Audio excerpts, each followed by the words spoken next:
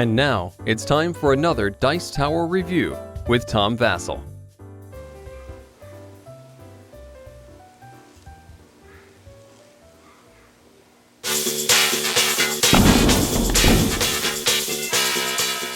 The game comes with a 10 deck card of terrorists. And so you have in here different folks who are terrorists. And these are real live, well, or not live people. And some of them have special abilities, like all players must discard one card when a ceasefire is declared, etc. Alright, so what you do is you take one of these people. Okay, so this is the gentleman that we're going to be firing at. And we're going to put him on the table. Now, there's a tactical deck of cards, and players will have a hand of 6 cards from this deck of cards. And so what we do here is we say, on your marks, get set, go. And everyone plays cards simultaneously. However, the only card that can be played initially is a 1. See that? A 1 down in the corner there. Let's focus on that so we can all look at the wonderful 1 that's there. Once someone plays a 1, anyone else can either play a 2 or a 1. So now I play a 2. And then after someone plays a 2 or a 1, then somebody else can play a 3. And after someone plays a 3, someone might play a 4, and then a 5, and then a 6, and then a 7, and then an 8. Now when someone plays an 8, then things get very exciting. Because when somebody plays an 8, somebody else can play a 9. And that's the kill shot. Once someone plays a 9, you get this gentleman, and he's yours, and worth the points on him. You can also play some special cards. This really ups the strategy of the game. You can play a jam card, which makes someone else say, slap, pull, release, tap, squeeze, before they play another card. This card, Bad Intel, makes you pull the last 2 cards, Bad Intel makes you pull the last 2 cards off of the deck. So basically, this is the regular version of the game, and you keep doing this until either someone hurls the game out the window, or until someone gets the most points worth of terrorists. A better way to play the game is to separate the decks into colors. Each one has a different color. And then you do the exact same thing, except when the kill shot is played, you will take the deck of cards that has been played, and you will look at these points in the corner, and whoever's played the highest amount of points, they're the one who gets credit for the kill. And then there's a third way to play, which is basically a turn-based way to play, where you can draw cards one at a time or play a card and eventually get the final card on the guy. And then there's all kinds of optional rules. Most of these optional rules, and even other parts of the rules, have you saying things out loud. Like when you discard cards and you need to draw more, you say, reloading!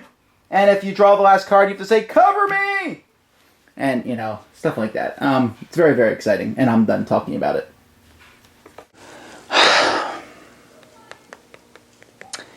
Well, ladies and gentlemen, there's not a lot of good I can say here. Okay, I guess we'll talk about the theme first. This theme is obviously, it's called the Counterterrorism Party Game, where you take out a terrorist. And I can see, I mean, I'm trying to say political here, but, you know, I'm not a fan of terrorism at all. I despise it. I think it's terrible. And I don't necessarily have a problem with people hunting down terrorists, but I don't know that I want to do that in a game, especially with real-life people. It just felt awfully uncomfortable. Like, yeah, I just took out this guy. Woo! Killed that. And a real-life person. You know, a lot of times we can play games like war games and everything. It's because they're an abstract thing. You know, you play a big sweeping war game, My Forces, and when someone dies, I don't say, oh, that was Private Sanchez, you know, who just died there. No. Here, I'm killing a real-life person.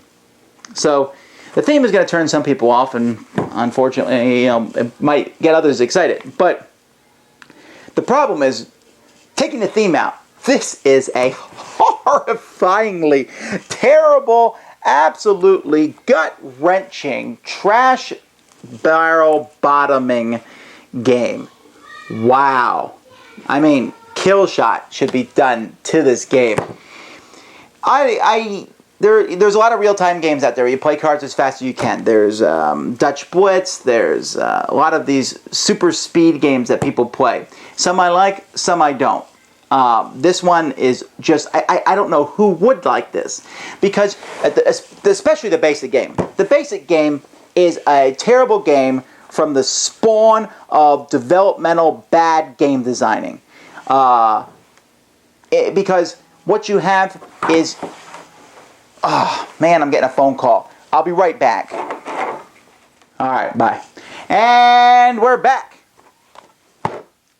See, this game doesn't even warrant me doing more editing than that. I mean, really, the basic game is just terrible. You're just playing cards. You sit there with a 9. Wait till someone plays an 8, and then you play a 9. Why should I play a 1? Give me one good reason why I should play a 1. I don't want to play a 1. What are you going to do if I don't play a 1? I'm not playing a 1, so you can play your 2. And you can discard cards all you want. So you just discard cards, everyone sits around, it's boring, terrible. The other game where you have your own deck of cards, you play them, that's marginally better, but it's still as exciting as watching paint peel on the wall. It's, in other words, it's not. And the special cards and saying, cover me, and, reloading and all that stuff. Come on now.